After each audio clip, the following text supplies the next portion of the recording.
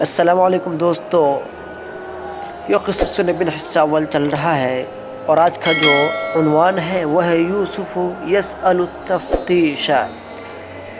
فتش یفتش، تفتیشن کے معنی تفتیش کرنا، چھان بین کرنا، تحقیق کرنا۔ یوسف علیہ السلام تحقیق اور تفتیش کا سوال کرتے ہیں، مطالبہ کرتے ہیں۔ وَلَمَّا جَاءَ الرَّسُولُ إِلَى يُوسُفَ، رسول کا ترجمہ کر لیں گے قاصد۔ اور جب قاصد یوسف علیہ السلام کے پاس آیا، وقال لہ، اور قاصد نے یوسف علیہ السلام سے کہا، ہو کہ ضمیر یوسف علیہ السلام کی طرف اور قال میں ہوا ضمیر فاعل جو لوٹ رہے قاصد کی طرف، رسول کی طرف۔ ان الملک یدعوک، بادشاہ آپ کو بلا رہے ہیں، بادشاہ آپ کو بلا رہے ہیں۔ ما رضی یوسف ان یخرج من السجن ہکذا، یوسف علیہ السلام راضی نہیں ہوئے اس بات پر کہ وہ قید خانے سے نکلے، ہکذا ایسے ہی، سجن جمع سجن قید خانہ، یوسف علیہ السلام ایسے ہی قید خانے سے نکلنے پر راضی نہیں ہوئے۔ وہ یقول الناس، اور لوگ کہیں، ھذا یوسف، یہ یوسف ہے، ھذا کان امس فی السجن، یہ گزشتہ کل قید خانے میں تھا، انہ خان العزیز، انہوں نے عزیز مصر کی خیانت کی۔ یعنی اگر میں ایسے ہی نکل جاؤں بغیر تفتیش کے، بغیر تحقیق کے، تو لوگ کہیں گے یہی وہ یوسف ہے جو عزیز مصر کا خائن ہے، جو گزشتہ کل قید خانے میں تھا۔ ان یوسف کان کبیر النفس ابیا، یوسف علیہ السلام کبیر النفس تھے، ابیا سخاوت کے اعتبار سے۔ ان یوسف کان کبیر العقل ذکیا، یوسف علیہ السلام بڑے عقل والے تھے یا بڑے دانش مند تھے، ذکیاً ذہانت و ذکاوت کے اعتبار سے۔ پھر سے دیکھ لیجئے، ان یوسف، یقینا یوسف علیہ السلام، کان کبیر النفس، بڑے دل والے تھے، یعنی کہ کبیر النفس تھے، ابیاً سخاوت کے اعتبار سے، فیاضی کے اعتبار سے۔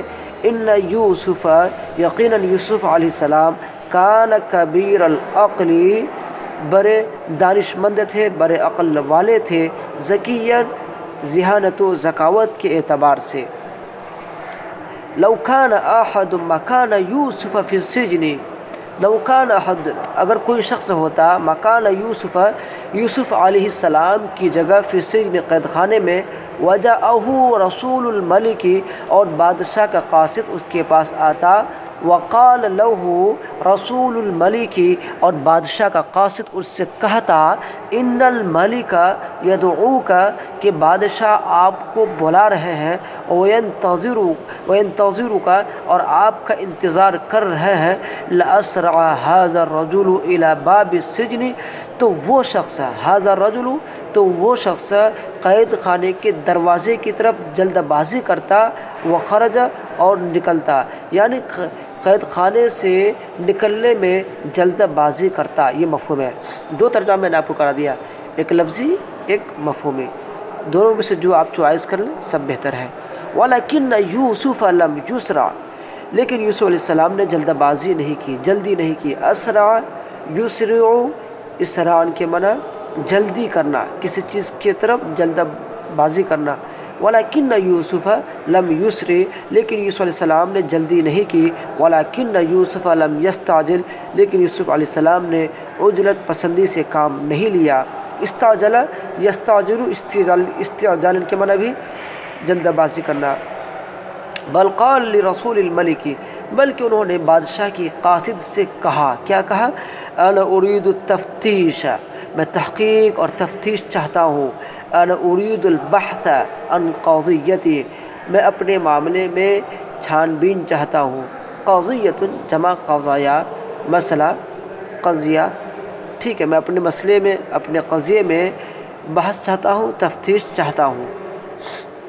بحث کے معنی بھی وہی تفتیش کے۔ وسأل الملک عن یوسف، اور بادشاہ نے یوسف علیہ السلام سے سوال کیا۔